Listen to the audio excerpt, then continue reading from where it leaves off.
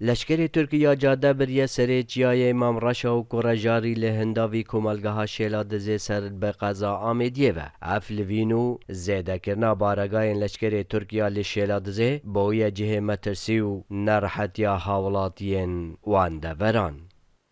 ام دبینین گندیت ما وار ما باغ و بیستانت ما همی هاتا داگیر کنش لای دولت ترک و بهانه یا شر پگه لیوه دولت شهر دیجی گله کرده ام دیر نابینین افرو که باجرید ما جدستین ما بچنو و چشمنه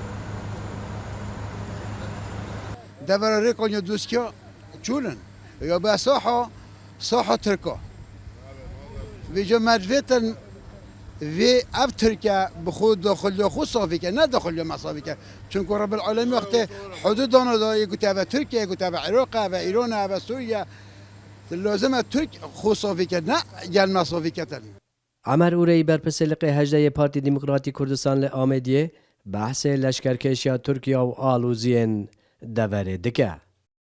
و افید داگیر کنه تأثیر که زور یا مازن یا سرمکری هر پجمار بجمته حتی که 2016 حتی که 36 کس دست لشکر ترکیه هاتینا شهید کردن و 18 کس جیب دست پککی مباشر خلک دورمه هاتی شهید کردن.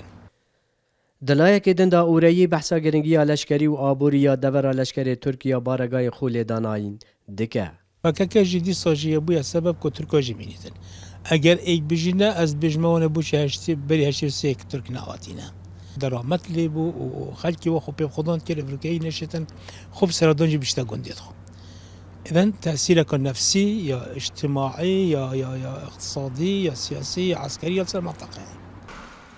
جاگر لشکرکشی ترکیه و شرو به هفچون نوید گل پارتیا کارگرین کردستان پکک لزابه و آواشین و گلیه بالنده پترجن نود گندان هاتی نجول کرن. سلام بالایی دنگ امریکا دهک.